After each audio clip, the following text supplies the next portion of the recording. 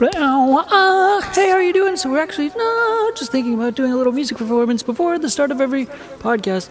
Oh yeah, just trying to remember to do that if possible. As like little intro, maybe. Oh, maybe not. Could just be a separate thing. Nonetheless, forget I just said that. Welcome to the news. What we're talking about today is trying to have like a little bit of a investing mindset regarding losing everything, having just a mindset to try to like find some kind of incentive to just like play the game for, and that to be the reason for investing, if you will. Like investing is a thing where it's actually counterintuitive to lose, obviously, because that defeats the purpose of sacrificing the time, the sweat, and the equity put into investing to try to win, which is sort of the counter purpose of the way that money works, if that makes sense. So like ultimately, I guess it's like a ride. It's like a ride where like it's kind of like, I think the purpose is to have someone along for the ride, to at least have like one person to go along for the ride with you so that it makes sense and it's kind of worth it. Something along those lines in terms of developing a mentality to where it's worth it to do investing to begin with. Because without that, it's just like a solo process and just like an activity that's like, it's like basically living beneath your means, but like for no reason. If there's some kind of someone to endure the process with you, then it makes a bit more sense because you're going through a journey together. And even if you lose together. And that's sort of the whole purpose. Whereas if you're alone, you just kind of sacrifice a lot of things. And then you just, if you lose, it's just kind of like want. It doesn't make any sense necessarily. So the mindset today regards just developing a process which has to do with flying above the ground. Basically, it's like flying above the ground, like in almost a methodical sense, like in almost a mythical sense, if you will, to just try to like take a fly, to float for a while, just because like you can. And that's the way that like business, in terms of an analogy, offers that tool of investing as like an incentive to win. That's sort of the tool that it offers, the property of like being able to float, which means floating above, doing typical processes to get money typically, because you're taking the chances of investing and trying to get more using money, not time, to get more. And so that therefore develops the ability to develop more from different locations. And that means potentially you could travel conceptually and things of this nature. So it's ideal to have someone to potentially do that with you so that it makes it sort of worth it to take all the risk. And then ultimately the mindset, I think for today revolves around actually playing within the mindset of being under your means, like living under your means at all times mentally. So like the actual investing game, even though you have means and even though you're investing and you're living off of dividends, meaning you can travel potentially off of dividends, and the idea that everything could go to zero at any second is the mindset. In other words, all of your investing capital, all of your investing equity, all equals zero. That's the mindset entirely. And so it's kind of like a trip that you're on where you need somebody. It's ideal to have somebody else. Maybe that's the thing, is like having an investing partner. It's just kind of ideal because it just makes it, again, it's about the ride. It's about the journey, not the destination. It's not about getting to $10 million because that solves everything. It's about the journey to try to get to $10 million. Something along those lines, because every step of that way, including starting on the first dollar, has to do with the process that's set in motion all the way up until getting to $10 million. And getting to $10 million could take 25 years. Conceptually, it could take less, it could take more, it depends. So the bottom line is that you have maybe someone, maybe not, but at least someone potentially to like endure the mindset with you so that it makes it a little more fun and it makes it an experience nonetheless. Because even if it just turns out to suck and it all does go to zero, that's what you were expecting the whole time anyway. So the whole process and the whole game is to hedge the mindset and live below the means. Live below your means so that all of your investing capital at all given times, it's not too much of a sacrifice, and there's enough hedges along the whole way to build consistently, build momentum with time. And as time goes on, you build more and more momentum, you build more and more tools, build more and more networking.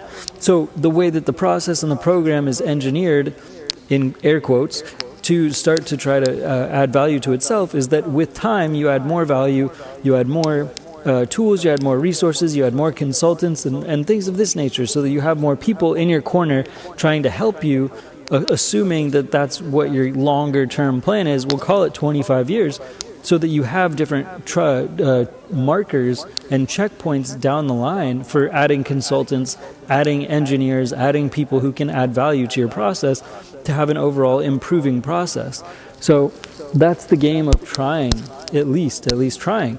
But there's in the beginning it's difficult. So like it's difficult to get the momentum. It's difficult to add value to the mindset, to try to continue to push, and actually have fun.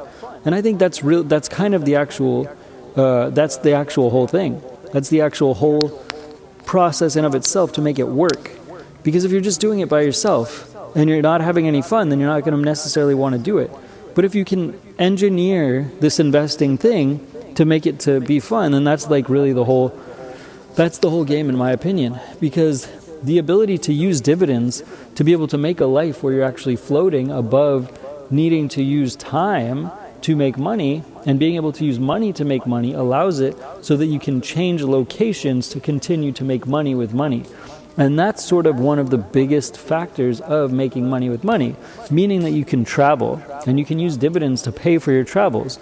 And so this is, I guess, like the little trick of the day, which isn't necessarily a trick, but it's something that people that have a lot of money do, which is if they have a lot of money in stocks and assets, for example, as opposed to selling those stocks and assets and getting taxed on them, a tax trick is to be able to basically take a loan from the bank to be able to leverage their assets, to be able to not sell the assets because that would cause them to be taxed. So they take a loan from the bank at a low interest rate to be able to then, therefore, be able to hedge their loan and not pay taxes on it, and then still use money to but go about their day, like meaning live a life and have some expenses to be able to pay off.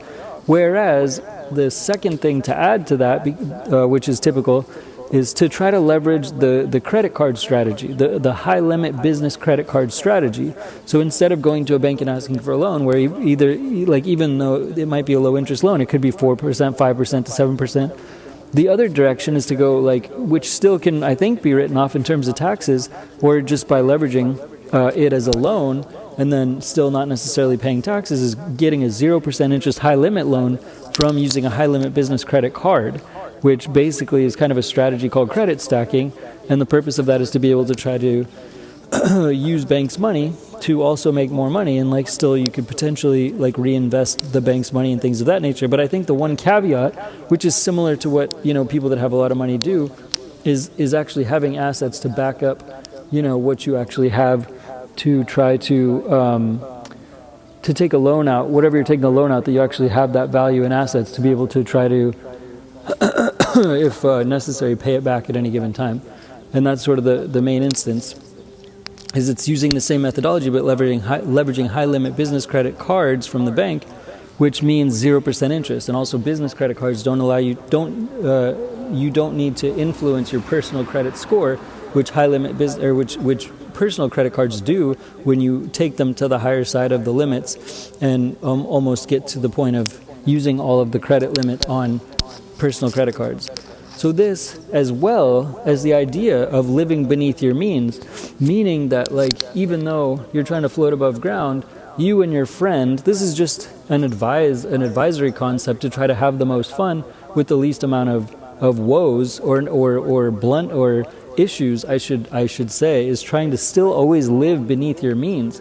Because with the mindset that everything's always 100% going to go to zero 100% of the time, like you basically have to look at, this is why it's partially meant to be a something that's done for fun, like a game that's for fun, because it's kind of like a party that could just end at any given time, like Cinderella, knowing that 12 o'clock will come and midnight will come and her glass slippers will turn into not glass slippers eventually, if you know the story of Cinderella and how that story goes. So that same mindset works in investing at the same time. You have to have your eye on the clock, knowing that midnight can come at any given time, and you don't necessarily know when, and so you're just trying to enjoy the ball, enjoy the party, and be responsible at the same time, because you're keeping your eye on the watch to know that 12 o'clock could come and you could change from Cinderella back into whatever, something less ideal or less glamorous at any given time. So you want to engineer your mindset to be prepared for zero, to be prepared for zero, to be able to love zero, to be able to live beneath your means, to be able to love the mindset of zero and live among zero in your brain, in your mind at all given times, even though you're floating above zero and you're living off of bank assets, you're living off of dividend money income, if you will, because that whole process It's just not necessarily always 100% guaranteed. Although, the better and the better and the better you get at engineering different tools and having different ways and directions to pivot and hedge and turn, it can elongate the process of the Cinderella night out, of the Cinderella experience, more or less. Like, it can, because you've just got more resources and you're getting better at elongating the game. But nonetheless, it doesn't matter if you're 15 or 20 or 30 years in, as long as you're always watching the clock, living beneath your means mentally, living in the zero space, living in the space of zero, knowing that you always have zero, realistically or conceptually or realistically. And that makes it so you can deal with that stress if you have maybe at least one person to experience all of this with you. Call it a friend, you can call it a spouse, you can call it a significant other, you can call it none of those things, you can call it a dog. It'd be ideal if it's a person, though, that you can maybe speak to, because it could be a really long journey and a really long ride. And the whole purpose and the moral of this concept of all of the tools is having somebody there makes it go from something that's really goddamn, no offense, saying the word God and damn, sorry about that, boring. It could be really boring. The concept is that it could be really darn boring, and that's it. If you don't have but if you have someone else to take on the journey with you, that just is, I would just say a friend is the best advisory, because it's like, you don't always want to mix significant others with business, that's for sure. So it's it's the best suggestion to make it a friend. It could also be a parent. If you have a parent who's a really good friend, that's also great. That's fantastic. And hopefully you've got a great, trustworthy relationship dynamic there. But nonetheless, it's ideal to have someone, because it could be a really long road. It could be a 10, 15-year road just before you start to get any traction. And you could be working with like just a couple $100, a couple thousand, a few thousand, depends what it is, before you can start boosting it up so you get significant dividends on a consistent basis. I guess I've talked a little bit before about using dividend aristocrats that are like the highest earning dividends in the stock market, basically, that I forgot his name, suggested a couple weeks ago. But nonetheless, the point being is that getting momentum going, it's ideal to live in a poor mindset, in my opinion, in my humble opinion, because it just tries to make you feel like you're in a place of privilege the whole given time that you're trying to ride the wave of your dividends, ride the wave of your invested assets. And then at the same time, you can borrow against your assets. And that's maybe the core underlining strategy of today's podcast, is that you can borrow against these assets with high limit business credit at 0% interest. And what that does, after all, is it causes the same thing that rich people do, to be able to get money at zero tax rate, because you're taking a loan out and you can write off that loan, as long as you are consecutively taking loans out that is beneath the collateral of the dividends and of the assets and of the value that your dividend assets are worth, then technically you're not taking risk like you would be if you're typically taking credit loans out or taking credit card loans out, because you can always pay it off at the end of the month. And especially if you have dividends, you get dividend checks if you're investing in the dividend aristocrat stocks, meaning they'll pay you guaranteed dividends every single month, and you know what you're expecting, and that's higher than the payments for the credit loans that are being taken out to be able to live your life. Then that's ideal to also be able, because you can get credit card rewards. You can get a lot of credit card rewards too, which equal cash, which equal trips, which equal travel, which equal dining, which equal hotels, and a lot of incentives. And then the points sometimes can compound in the credit card world. So that's why it's a caveat, a little suggestion for today's podcast, if you will, is to not only have a friend for the long haul of the journey, to make it not boring, because it can be exceptionally boring, and feel like it's not worth it to sacrifice the short term for the long term attempt at success if you don't have anybody to keep you company in the process. It's that simple, because ultimately the whole purpose of, in my opinion, of investing is to play to lose. It's not to play to win, it's to play to lose, because you have to have a humble mindset. Like, you always have zero 100% of the time, and you're always watching the clock. Like, that Cinderella experience is going to end at any given moment, and that keeps you humble. That keeps you at zero mentally at every given time. That keeps you in the pain zone, not the pleasure zone.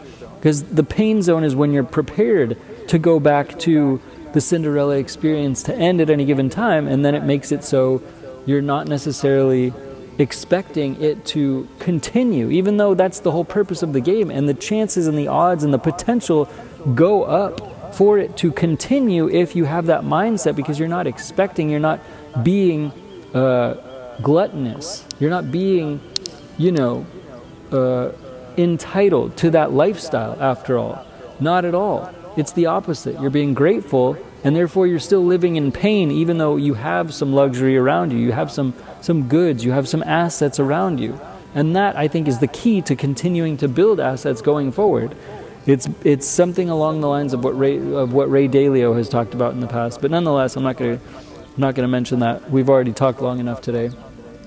And the basis, again, is if you have a friend or a parent, at least somebody who's down for the journey, which is very well advised, because the journey itself can be extremely boring, and at the same time, if somebody's there with you, it can be extremely not boring, because it's the same thing as if you have a friend and both of you are just like childhood friends and you're running through the neighborhood and neither of you have money, but you're running around and you're doing X, Y, and Z, and you're just sort of like using resources that you have to build something out of sticks in the park or in the forest or in the hills or in the trees to make a little project that's an art project, and it's for free and you're having fun along the way.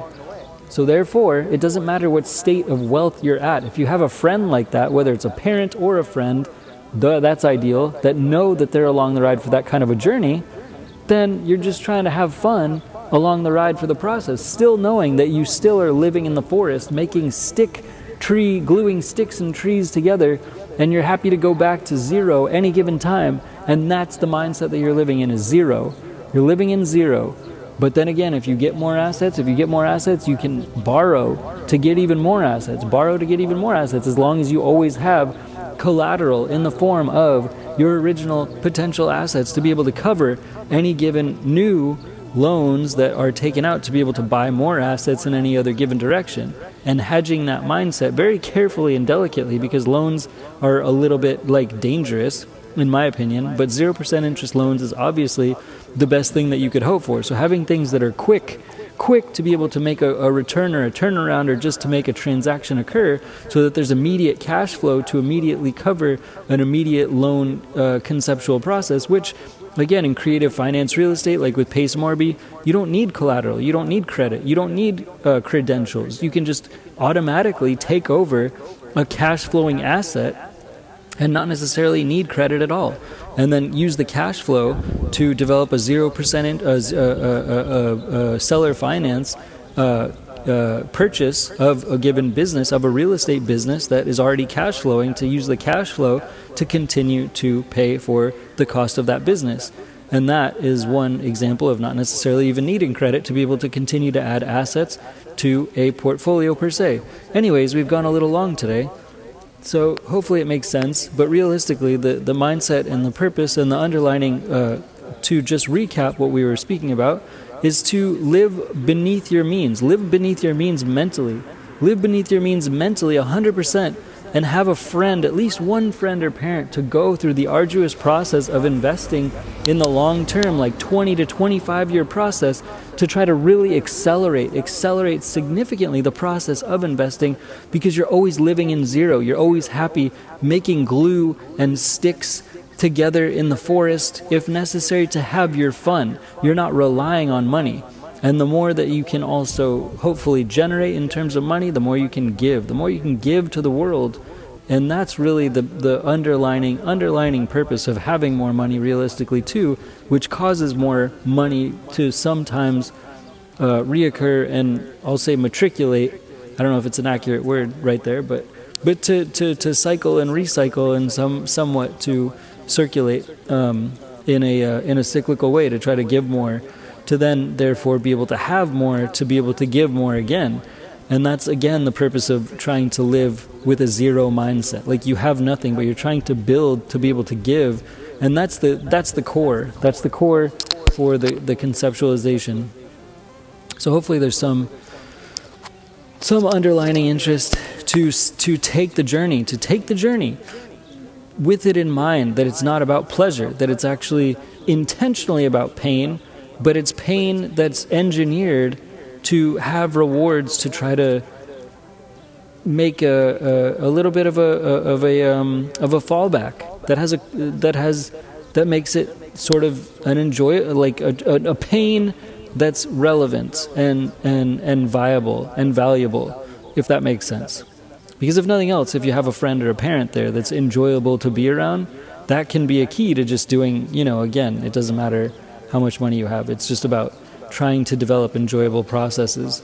But doing it alone, that's really maybe less optimal,